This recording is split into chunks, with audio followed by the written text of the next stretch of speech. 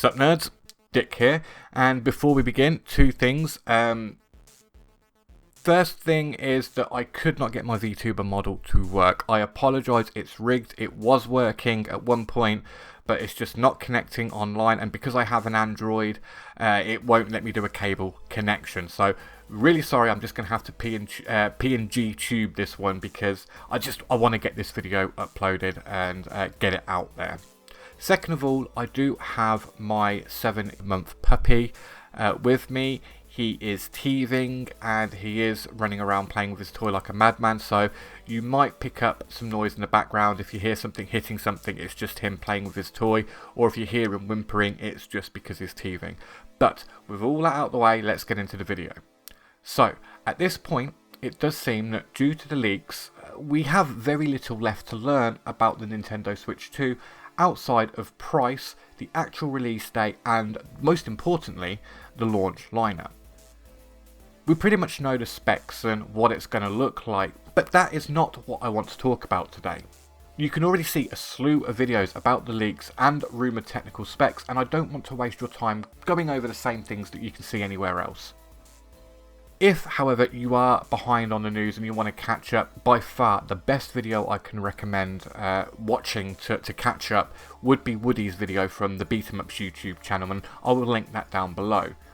And if you want to get a bit more nerdy with it, the Digital Foundry guys did a great podcast the other week where they really did a deep dive on the motherboard, going over their observations and what they expect. And those guys do know their stuff. So I recommend that, and I'll pop that down below as well for you to watch after.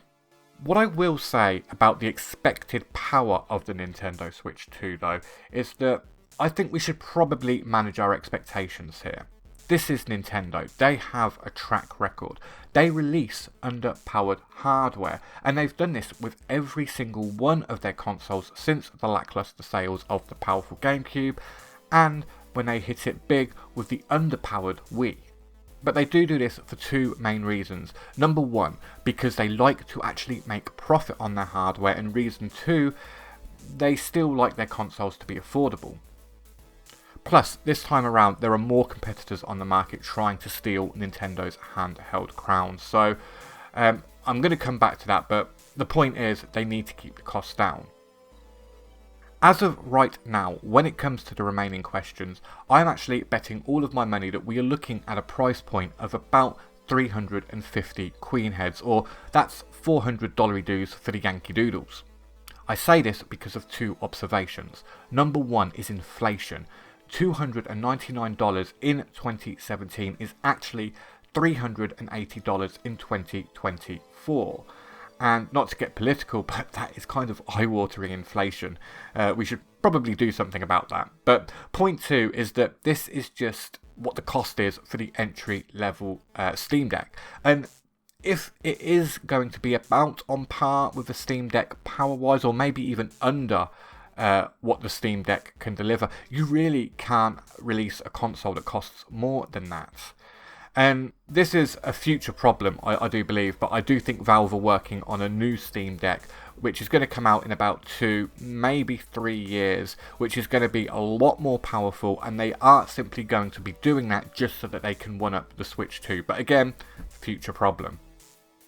For now though, looking at what we have got, for that kind of money, I think the handheld is going to be on par with a PS4. However, with that said, performance-wise, it's probably going to lean somewhere between a standard PS4 and a PS4 Pro.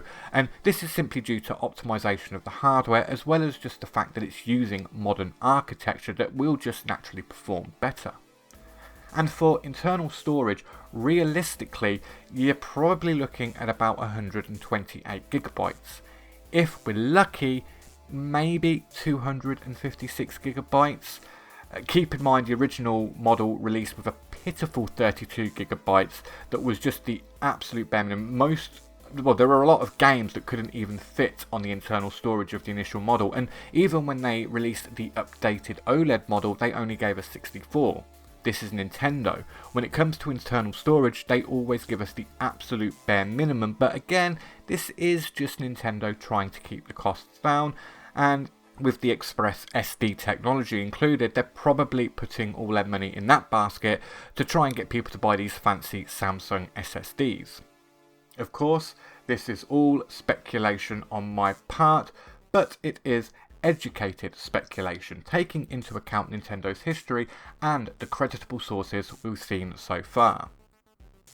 With all that said, in my opinion, the actual specs aren't going to matter, because on paper the original Switch looked like it was going to be another memeable failure for the Big N. And then it went on to become the third best-selling console of all time. So whatever the specs are, it all comes down to what Nintendo does with that power. And this leads me to what I really want to talk about today, that I haven't really been seeing people talking about as much, and that's the games. Because despite being the puny little weakling that it was even at release, Nintendo managed to get 8 years of life out of this damn thing, and they did it with 2 magic tricks, and the first being the obvious one: it's Nintendo. Where else are you going to play your Mario Karts, your Zeldas, your Smash Brothers, and of course the biggie, Pokemon? But magic trick number 2, and this was the magic sauce for the original Switch. Despite being underpowered, the Switch really did become the little console that could, with every year having at least one big release that was an impossible port. There was Rocket League, Doom, Witcher 3, No Man's Sky, Hogwarts Legacy. Games that should have never been playable on the Switch, yet somehow the developers managed to pull it off, and it was always a joy to see. This kept the hype train rolling for a long time, and it's what attracted consumers to the Switch outside of the usual Nintendo fan base, which admittedly is a very large fan base, but not large enough to make a console a success. This is the biggest issue Nintendo is going to face with the Switch 2. It's once again recapturing the imagination of the market outside of their loyal fan base, and this time around, it's going to be a lot harder for them to do so. When the original Switch released, it was a novel concept, a hybrid system that you could take with you on the go, but still plug it into your TV when you got home and play on the big screen. But now we have lots of products like that: the Steam Deck, the ROG Ally, the Lenovo Legion Go. Its unique selling point is no longer unique. The product itself is no longer new and shiny. It is just an iteration rather than evolution. People are going to be like, well, it's just another Switch. But with that said, the one thing I will actually say the Switch is going to have going for it, that it's going to be its own platform. The problem with these other products like the Steam Deck is that they're basically just Linux distros on a handheld, and that comes with a lot of headaches and caveats to get games running. So at least the Switch 2 will remain the go-to simple plug-and-play device. Even still, however, Nintendo are going to have to pull some sort of proverbial rabbit out of the hat once again to win the kind of mass attention the original Switch garnered before leading to its launch. And this rabbit has to be special. I am talking Pipkin Pippa levels of special here. And they're going to have to do it without Breath of the Wild. Look, I love my Mario Kart, I love my Smash, I even love my Metroids and my F-Zero, and oh god, please Nintendo, release a new F-Zero. But nothing, and I mean nothing, not even a new Zelda game will ever hit the same way that Breath of the Wild hit when it was first released. Forget Game of the Year, this was contender for the Game of the Decade, and it really did carry the Nintendo Switch for those first few months, which, in case people don't remember, was actually extremely painful for new releases. It was so good, it was even pulling in more than just the Nintendo diehards. I don't think it was until Super Mario Galaxy that we actually got another big release that was comparable. Sure, we had Mario Kart, which is a very, very popular title, but let's be honest, that was just a port of a Wii U game. And there was Splatoon 2, but as much as a massive Splatoon fan that I am, and it pains me to say this, it isn't a system seller. It's not that killer app that's going to pull consoles off the shelf and attract people like Call of Duty and Destiny players.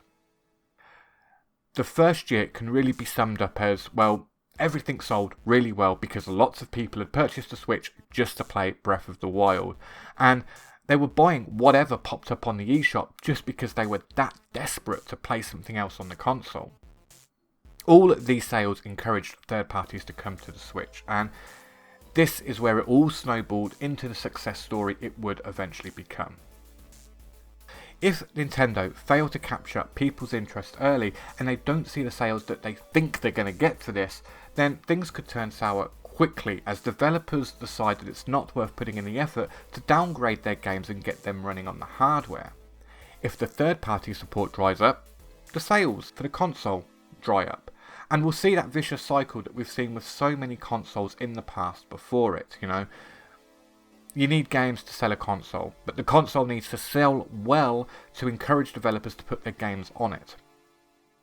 I understand that this might be coming off as negative, and I don't want to be all doom and gloom here, but before I put on my happy face and rose-tinted glasses of hope, I have one more concern that I just want to get off my chest.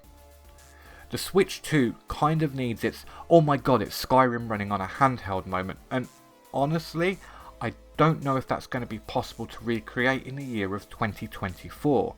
After all, we already have Cyberpunk 2077 running on a Steam Deck. What game could possibly wow audiences in the same way? Now, this could end up working in the favour for the Switch 2. I kind of feel like we've hit a wall with regards to some areas of the rasterization of graphics, especially in the realm of just pure polygon pushing and texturing. The future of real-time computer graphics is still extremely exciting, and that's because of technologies like real-time ray tracing, which has now become a consumer-level product and isn't locked in the offices of Pixar. Okay, put simply, what I mean by this is that it's not about how detailed you can get a scene to look anymore. Getting to that photorealistic level of imagery is now more about how the light of the scene interacts and how it interacts with surfaces and objects within it. How does the light hit the skin or wood? How does it hit metal? How does it create reflections? That sort of stuff. For this reason, so long as the Switch 2 has that polygon pushing power, you could theoretically put any modern game on it, as long as you turn off the bells and whistles and you output at a lower resolution, which you can then upscale with a DLS-like technology to, 2K, maybe even 4K. I'm not saying that there isn't a game that could get announced that would absolutely blindside us all, just that it's going to be a lot harder to recapture that wow factor. The good news, however, is that although we won't have that wow factor anymore, we could see a lot more games getting released the same day on PS5 as the Switch 2, so long as Nintendo does get that initial install base up early. We have been waiting for this announcement for what feels like an eternity, and it is my hope that the reason for that is because Nintendo have been working diligently behind the scenes with developers and publishers to ensure the Switch 2 has a solid lineup of games from the get-go, and well into its first year. The Switch name has that brand recognition now, and Nintendo probably won't have to lean so hard on their own titles pulling people in this time around.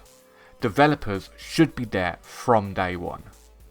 And there are still some games, I think, that have the power to wow audiences. Just off the top of my head, I'm thinking like something like Final Fantasy VII Rebirth, Baldur's Gate 3, or even something like Marvel Rivals. That could really start to garner a bit of interest. Hell, could you imagine if they announced a GTA 6 port? It would definitely fit that oh my god Skyrim on a handheld mould. Honestly, I don't think it's going to happen. It would definitely though be one of the only game I can think of that would make people take the Switch 2 seriously.